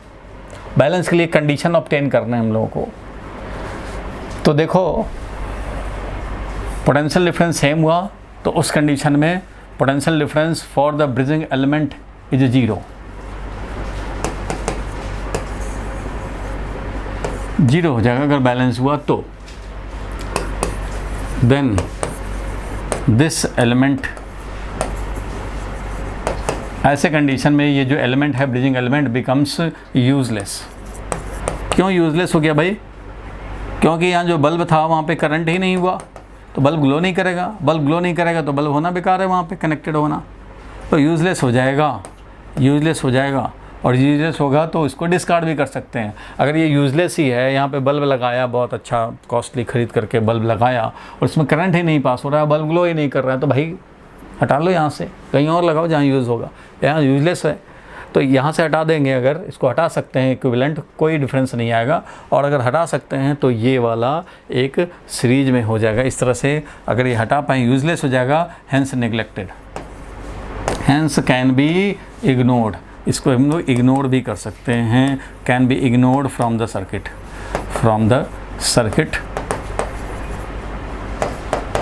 इक्विवेलेंटली। इसको इक्विवेलेंटली हम लोग इग्नोर कर सकते हैं। दैट इज हमारा जो सर्किट बन जाएगा वो ये बन जाएगा भाई। ऐसे कंडीशन में ये है ही नहीं, समझो गायब, ये बन गया। R1 था, R2 था, R3 था, R4 था, बस इतना ही बन गया। A है और ये B है, तो इसका मतलब कि ये रेसिस्टेंस R1 और रेसिस्टेंस R3 ये दोनों सीरीज में हो जाएंगे, और ये रेसिस्टेंस R2 और ये रेसिस्टेंस R4 ये आपस में सीरीज में हो जाएंगे, और जो रिज़ल्ट आएगा आपस में पैरेलल करके इक्विवेलेंट हम लोग चाहें तो निकाल सकते हैं। तो ये तो कॉन्सेप्ट समझ गए कि ब्रिजिंग एलिमेंट डिस्कार्ड किए जा सकते हैं, ब्रिजिंग एलिमेंट डिस्कार्ड किए जा सकते हैं अगर हमारा ब्रिज बैलेंस्ड है। तो बैलेंस्ड तभी ब्रिज को समझा जाता है। कोई भी मान लो हम लोग जाते हैं हाईवे पे, कोई ब्रिज मिला मान लो, तो ये ब्रिज को बैलेंस तब समझेंगे जब इधर का हाइट और इधर का हाइट पिलर का सेम रहे, तो इसको बोलेंगे बैलेंस्ड ब्रिज है। ये भाई बैलेंस्ड ब्रिज है, दोनों पे इक्वल वेट टॉलरेट कर रहा है, दोनों बियर कर रहा है, और ये बैलेंस्ड ब्रिज है। अगर वाटर रेनिंग अगर होगा, रेनिंग होगा तो भाई वो वाटर ड्रॉप कंफ्यूज हो जाएंगे कि इधर जाएं कि इधर जाएं, क्योंकि दोनों तरफ सिमिलर कंडीशन, तो क्योंकि बैलेंस है भाई। लेकिन अगर एक का हाइट पिलर का ज़्यादा हो जाए, दूसरे का कम हो जाए, और ये ऐसे हो ब्रिज, तो कोई इस कंडीशन में बैलेंस ब्रिज नहीं समझा जाएगा, और जो वाटर ड्रॉप यहाँ पे रेनिंग होगा तो उसको कोई कन्फ्यूज़न नहीं होगा, वो सीधा ऐसे भागेगा, क्योंकि ज़्यादा हाइट से लोअर हाइट की तरफ जाएगा। यहाँ पे तो इसका इधर भी वैसा ही कंडीशन है, इधर भी वैसा ही कंडीशन है, तो यहाँ पे कन्फ्यूज़न हो जाएगा। या फिर समझो ऐसा कि यहाँ पे मान लो हम लोग ऐसे कर दिए ये ब्रिज हॉरिजॉन्टल, तो ऐसे कंडीशन में बिल्कुल कन्फ्यूज हो जाएगा कि इधर जाए कि इधर जाए, कहीं जाने का इसको बने नहीं, रैंडम रह जाएगा। यहाँ पे तो क्लियर है। तो वैसे ही यहाँ पे हाइट है जो डिफरेंस करता है वाटर के लिए, यहाँ पे पोटेंशियल है जो डिफरेंस करता है, क्योंकि चार्ज का ट्रांसफ़र हम लोग देख रहे हैं, करंट इलेक्ट्रिसिटी पढ़ रहे हो भाई, चार्ज का ट्रांसफ़र देख रहे हो। Positive charge high potential to low potential भागता है ऑटोमेटिकली, और negative electrons low to high. तो कोई लो कोई हाई हो तब ना इलेक्ट्रॉन भागेगा, जब दोनों सेम पोटेंशियल पे कोई लो नहीं है, तो लो नहीं है तो फिर इलेक्ट्रॉन कंफ्यूज हो जाएगा, और इलेक्ट्रॉन रैंडम मूव करेगा, इधर जाएं रैंडम रहेगा, means no particular direction electron flow, means no current, तो कोई करंट नहीं होगा। ठीक है, बिल्कुल ठीक है भाई। और जब करंट नहीं है तो बेना काम का है, कैपेसिटर होगा तो चार्ज नहीं होगा, रेजिस्टेंस है तो करंट एग्जिस्ट नहीं करेगा, तो ये यूजलेस हो जाएगा, तो it can be neglected equivalently. चलो ये बात तो समझ गए, कॉन्सेप्ट तो समझ गए, लेकिन समझेंगे कैसे कि ये बैलेंस्ड है या नहीं है बैलेंस, ये तो टेक्निकली समझ गए। तो देखो भाई, ब्रिज दो कंडीशन में होता है, अनबैलेंस्ड हो सकता है, या तो फिर ये बैलेंस्ड हो सकता है। बैलेंस्ड कैसे पहचानेंगे पहले ही देख करके, तो ये देखेंगे कि R1/R2 is equal to R3/R4 हो, तो इसका मतलब बैलेंस्ड है। और R1/R2 is not equal to R3/R4 हो, तो इसका मतलब अनबैलेंस्ड है। अनबैलेंस्ड का ये कंडीशन और बैलेंस्ड का है ये कंडीशन। इसको ऑब्टेन करने हैं हम लोगों को कि कैसे ये समझा जाए ये वाला कंडीशन से बैलेंस रहेगा, वो ऑब्टेन करना अलग सी बात है। अभी इन्फॉर्मेशन दे दिया, अभी मैं इसको प्रूव भी कर दूंगा कि ये वाला रहेगा कंडीशन तो बैलेंस होगा bridge. Wheatstone bridge is set to be balance when Vm is equal to Vn। चाहे तो हम लोग यहाँ का पोटेंशियल तो कैलकुलेट करने पड़ेंगे, तब जाके तुम कंक्लूजन निकालोगे कि बैलेंस है कि नहीं है। पोटेंशियल का हमें तो पता करने पड़ेंगे ना भाई, पोटेंशियल कितना है यहाँ का, तब देखेंगे सेम है तो भाई बैलेंस है। तो इतना कौन करने जाए, अगर हमारा कंडीशन पहले से ही दिख जाए, रेजिस्टेंस वैल्यू देखो R1/R2 इक्वल टू R3/R4, अगर ये दिख रहा है तो समझो बैलेंस है। तो यही चीज़ यहाँ पे दिखाया है कि R1/R2 इक्वल टू R3/R4 हो जाए, R1/R2 इज R3/R4 हो जाए तो बैलेंस्ड है। और अगर ये नहीं है तो बैलेंस्ड नहीं है, अनबैलेंस्ड है। अनबैलेंस्ड है तो उस कंडीशन में ब्रिजिंग एलिमेंट के थ्रू करंट होगा, जीरो नहीं होगा, कुछ ना कुछ होगा। और बैलेंस्ड है तो current through bridging element will be zero.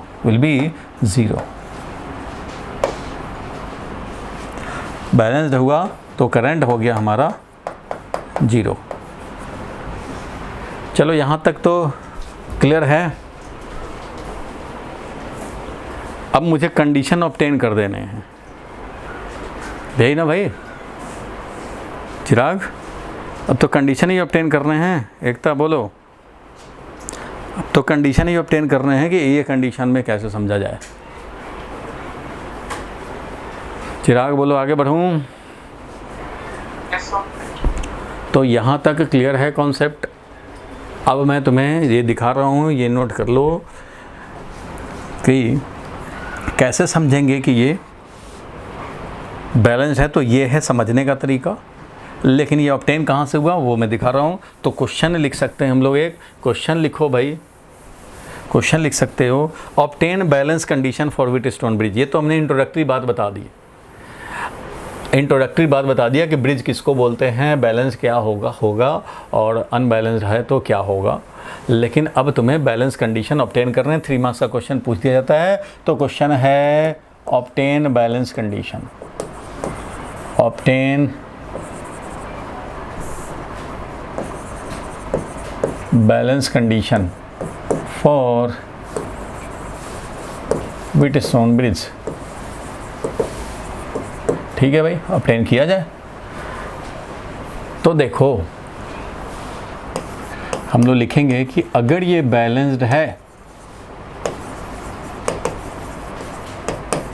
इसका मतलब Vm will be equal to Vn। ये तो हम लोगों को भाई बाय डेफिनेशन, क्योंकि बैलेंस्ड होगा, यहाँ का पोटेंशियल सेम होगा, तभी हमारा ब्रिजिंग एलिमेंट डिस्कार्ड होगा। और उस कंडीशन में मतलब दोनों का सेम रहेगा पोटेंशियल, तो इलेक्ट्रॉन भी कंफ्यूज रहेगा, इधर जाएं कि इधर जाएं। तो यहाँ का इलेक्ट्रॉन कंफ्यूज्ड कंडीशन में तभी होगा जब यहाँ का पोटेंशियल 0 हो, तभी इसको डिस्कार्ड कर पाएंगे। तो बैलेंस है तो ये है, और Vm is equal to Vn है, तो इसका मतलब क्या हुआ? तो इसका मतलब ये हुआ कि potential difference across A and M should be equal to potential difference across A and N। अगर बैलेंस्ड है, यहाँ का पोटेंशियल यहाँ पोटेंशियल सेम है, मान लो ये 3 वोल्ट है तो ये भी 3 वोल्ट हो, और ये वाला मान लो यहाँ पे 10 वोल्ट है, तो ठीक है भाई 10 वोल्ट है, यहाँ से उधर गया current, high potential to low potential जाता है भाई, तो करंट कुछ IR पोटेंशियल ड्रॉप करता है। यहाँ पे पोटेंशियल ड्रॉप को अगर मैं इंडिकेट करूँ तो इंडिकेट कर सकता हूँ भाई, यहाँ पे जो पोटेंशियल ड्रॉप होगा, I1 करंट है तो पोटेंशियल डिफरेंस I1R1 होगा, potential difference will B I1R1। यहाँ पे जो पोटेंशियल डिफरेंस होगा वो क्या होगा भाई? तो ये पोटेंशियल डिफरेंस होगा I2R2, I2 करंट जा रहा R2, यहाँ का पोटेंशियल डिफरेंस I2R2 है। तो ठीक है भाई, अगर ये 10 वोल्ट है और बैलेंस है तो ये मान लो 3 वोल्ट, तो 3 वोल्ट ये भी, 4 वोल्ट तो ये भी 4 वोल्ट, तो इसका मतलब ये जो डिफरेंस है 7 वोल्ट तो ये भी 7 वोल्ट। अगर ये 2 वोल्ट होगा तो ये वाला डिफरेंस 10 - 2 8 वोल्ट, तो ये भी 8 वोल्ट होना ही चाहिए, क्योंकि इधर भी ड्रॉप हो रहा है, पोटेंशियल डिक्रीज कर रहा है, करंट के डायरेक्शन में पोटेंशियल डिक्रीज करता है भाई, करंट हमेशा high potential to low potential. इसलिए यहाँ 10 वोल्ट है, मान लो 6 डिक्रीज किया तो 4 पे आएगा, तो यहाँ भी 6 डिक्रीज करेगा तो 4 पे आएगा, तभी होगा ये दोनों बैलेंस्ड। ये दोनों पोटेंशियल सेम होने का मतलब है ये डिफरेंस इज इक्वल टू ये डिफरेंस, ये पोटेंशियल में ड्रॉप इज इक्वल टू इधर का potential drop. It means A और M के अक्रॉस जो पोटेंशियल ड्रॉप होगा वही हमारा A और N के अक्रॉस का पोटेंशियल डिफरेंस यानी पोटेंशियल ड्रॉप होगा। एंड इधर का मान लो करंट ऐसे चला, ऐसे आया, यही I1 करंट यहाँ आया तो I1 यहाँ भी आ गया क्योंकि इधर गया ही नहीं, और ये जो I2 आया वो I2 यहाँ भी आ गया क्योंकि बीच में गया ही नहीं, इधर का तो करंट 0 है, इसलिए जो यहाँ आएगा वो इधर भी पहुँचेगा।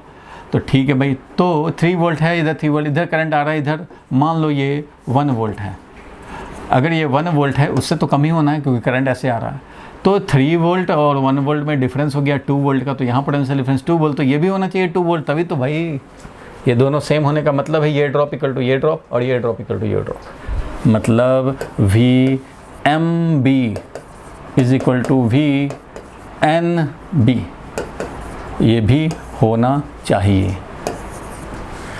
अगर बैलेंस है तो ये है और ये है, तो इसका मतलब ये दोनों हैं, और ये है तो लिख देते हैं। हमें तो रेसिस्टेंस के टर्म में कंडीशन चाहिए, हमें पोटेंशियल डिफरेंस के टर्म में तो कंडीशन पता ही है, यहाँ का पोटेंशियल यहाँ पोटेंशियल सेम, तो ये डिफरेंस इक्वल टू ये डिफरेंस। तो ये पोटेंशियल डिफरेंस लिखता हूँ भाई ए और एम में, ए और एम में पोटेंशियल डिफरेंस लिखता हूँ, तो क्या लिखूँगा I1 R1, पोटेंशियल डिफरेंस ए और एम में I1 R1, और ए और एन में I2 R2, और अब एम बी में I1 R3 is equal to इधर का एन और बी में, ये वाला एन और बी में वो है I2 R4, ये होना चाहिए। और ये है तो यहाँ से हम लोग निकालेंगे, तो I1 अपॉन I2 निकालें, तो ये वाला जो कह रहा है I1 upon I2 will be equal to R2 upon R1। I1 upon I2 को इधर ले आए तो R2 अपॉन R1, और यहाँ से अगर I1 अपॉन I2 लिखें, यहाँ से अगर I1 अपॉन I2 लिखें तो ये क्या लिखेंगे भाई, तो I1 upon I2 equal to R4 upon R3। I1 upon I2 is I1 upon I2 is equal to I1 upon I2 is equal to R4 upon R3। तो ये मैंने लिख दिया, इधर के लिए भी लिख दिया और इसका भी लिख दिया। तो दोनों से हम लोगों ने देखो, ये है तो ये है,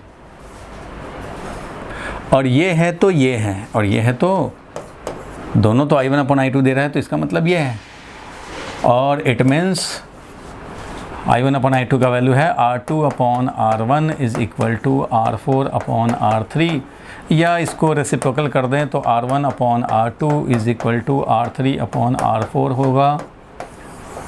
या फिर ऐसे भी बोल सकते हैं भाई, इसका मतलब ये भी है कि अगर हम लोग क्या इसी का मतलब कर दें, दोनों में से किसी से भी, तो इसका मतलब R1 अपॉन R3, या R3 को इधर ले आएँ तो ऐसा भी लिख सकते हैं R1 upon R3 is equal to R2 upon R4, तो R2 अपॉन R4, ऐसा भी R1 upon R3 is equal to R2 upon R4, ये भी लिख सकते हैं।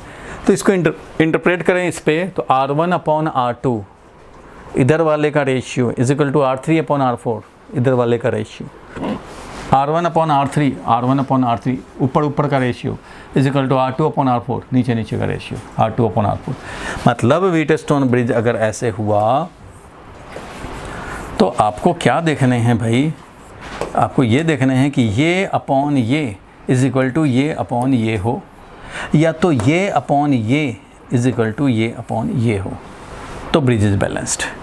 तो ब्रिज इज बैलेंस्ड, इन सबको बोलते हैं बैलेंस कंडीशन। इधर वाले का लेफ्ट का रेशियो इक्वल टू राइट का रेशियो, अप का रेशियो इक्वल टू डाउन का रेशियो, हुआ तो बैलेंस्ड है। कैसे समझो, लॉजिक समझ लो। बैलेंस्ड है तो ये है तो ये दोनों हैं, ये दोनों हैं तो ये दोनों हैं, और ये दोनों हैं तो ये है, मतलब ये है, और ये है तो ये ऐसे भी है और ऐसे भी है। इसलिए अगर डायरेक्ट यही दिख जाए तो समझना है कि ये हुआ होगा और ये हुआ होगा और ये हुआ होगा, मतलब दुश्मन होंगे, दुश्मनी होगी तो गाली देंगे और मारेंगे पीटेंगे। अगर मारपीट ही डायरेक्ट दिख जाए रमेश सुरेश में, तो इसका मतलब इसके पहले गाली दिया होगा, उसके पहले दुश्मनी हुआ होगा। दुश्मनी है तो जैसे ही मिलेंगे गाली देंगे और फिर मारपीट भी करेंगे। मारपीट ही दिख जाए डायरेक्ट कि मारपीट हो रहा है, तो इसका मतलब उसके पहले गाली दिया था, उसके पहले दुश्मन था। मीन्स अगर बैलेंस्ड है तो ये है तो ये है, तो यही दिख जाए तो इसका मतलब ये हुआ था और ये बैलेंस्ड था। तो इस तरह से ये है condition for Wheatstone bridge to be balanced, इसलिए इसको बोलते हैं बैलेंस कंडीशन। डायरेक्ट देखो और रिजल्ट कंक्लूजन निकालो कि भाई ये तो ब्रिज बैलेंस्ड था, ठीक है। ये balance condition for the Wheatstone bridge हम लोगों को ऑब्टेन करने को आए तो आप ऑब्टेन कर सकते हैं। क्या डाउट है इसमें, पूछो भाई, इसमें डाउट पूछ लो भाई। चिराग क्लियर है यहाँ तक? आदित्य क्लियर है? क्लियर है सर। तो इसको नोट कर लिया जाए। चलो एक क्वेश्चन करो, लास्ट क्वेश्चन आज के लिए एक क्वेश्चन करते हैं, क्योंकि अभी 5 मिनट टाइम रहता है, तो क्वेश्चन किया जाए। इसको हटा रहा हूँ, एक क्वेश्चन डाल रहा हूँ, एक क्वेश्चन आ जाए भाई।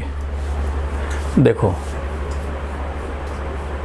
फाइंड आर ए बी, मान लो ए और बी के क्रॉस इक्विवेलेंट निकालने हैं। ये है ए, हमें पता नहीं कि क्या इसमें अप्लाई होगा क्या नहीं अप्लाई होगा, बट ये है, ऐसे है, ऐसे है। रेसिस्टेंस का वैल्यू 1 ओम, 2 ओम, 3 ओम, 4 ओम, ठीक है। ये भी 4 ओम कर देता हूँ, और ये 6 ओम, 5 ओम रह गया तो 5 ओम भी कर देता हूँ, ठीक है। तो ए है, बी है। अब हमें निकालने हैं equivalent resistance between A and B. तो जल्दी से निकाल दो भाई, जल्दी से इसको कैलकुलेट कर लिया जाए।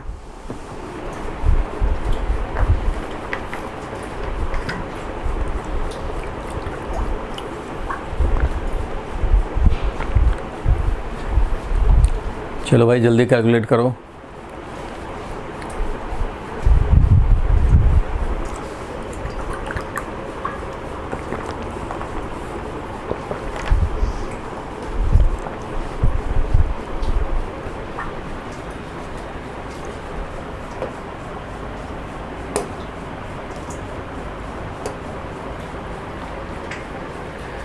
देखो कैसे समझेंगे इसमें क्या है, कौन सीरीज में है कौन पैरेलल में है, ये कन्फ्यूज़न हो सकता है। कौन सीरीज में कौन पैरेलल में कुछ पता नहीं लग रहा। ये दोनों सीरीज में नहीं हैं भाई, क्योंकि बीच में ब्रांचिंग आ गया तो ये दोनों सीरीज में नहीं हैं। इधर भी देखो बीच में ब्रांचिंग आएगा, नहीं ये दोनों भी सीरीज में नहीं भाई, बीच में ब्रांचिंग है। ये दोनों देखो बीच में ब्रांचिंग है, नहीं होगा सीरीज में। क्या ये वाला हो जाएगा सीरीज में? नहीं भाई, ये बीच में ब्रांचिंग है, नहीं हो सकता, कोई सीरीज में नहीं है। क्या पैरेलल में है? तो भाई ये वाला तो चलो ए और पी के अक्रॉस है, कोई और ए और पी के अक्रॉस नहीं है। ये वाला रेसिस्टेंस पी और मान लो एम के अक्रॉस है, तो कोई और पी और एम के अक्रॉस कहाँ है? ये भी नहीं है। ये मान लो एन है, तो 4 ओम तो एम और एन के अक्रॉस है। क्या दूसरा कोई एम और एन के अक्रॉस है? नहीं है भाई। ये एन है, मान लो ये, इसको भी कुछ नाम दे देते हैं, मान लो कुछ भी नाम दे दिया, एस नाम दे दिया।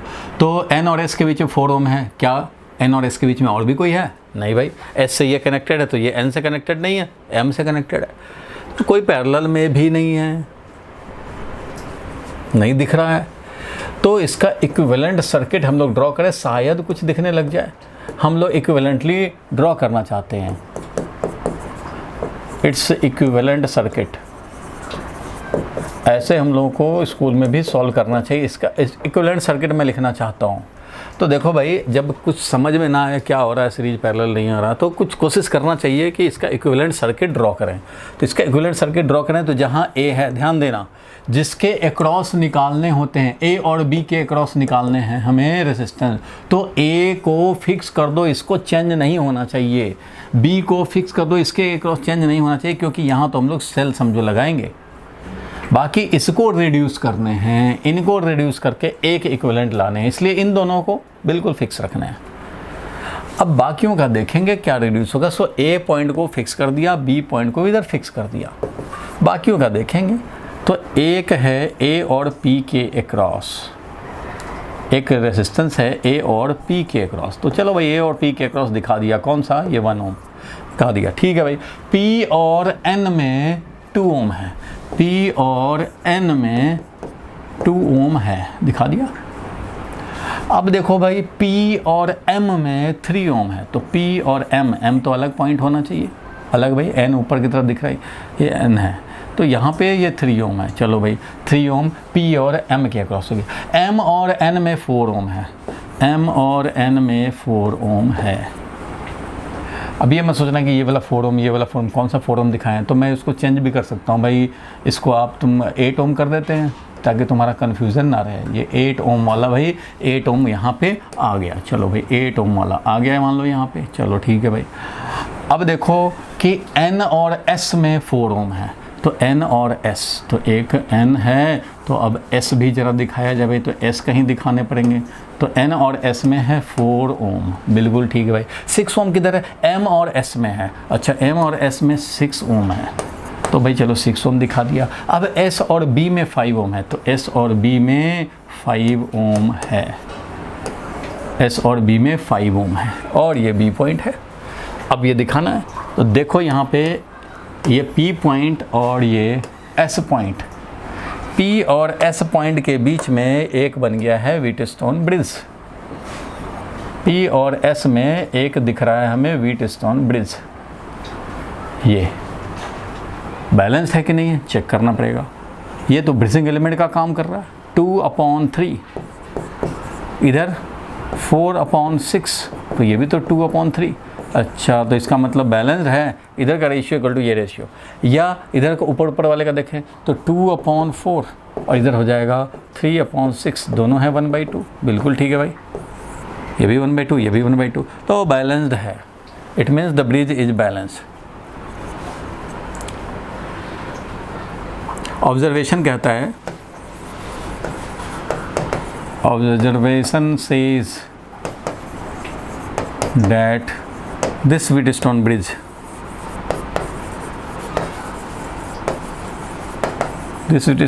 is balanced।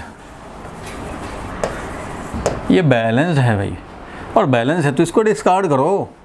बैलेंस है तो इसको डिस्कार्ड कर सकते हो। तो फिर इक्विवेलेंट क्या हो जाएगा भाई? तो इक्विवेलेंट ये हो जाएगा कि A है, P है और यहाँ पे 1 ओम है और इधर हमारा 2 ओम और इधर 4 ओम।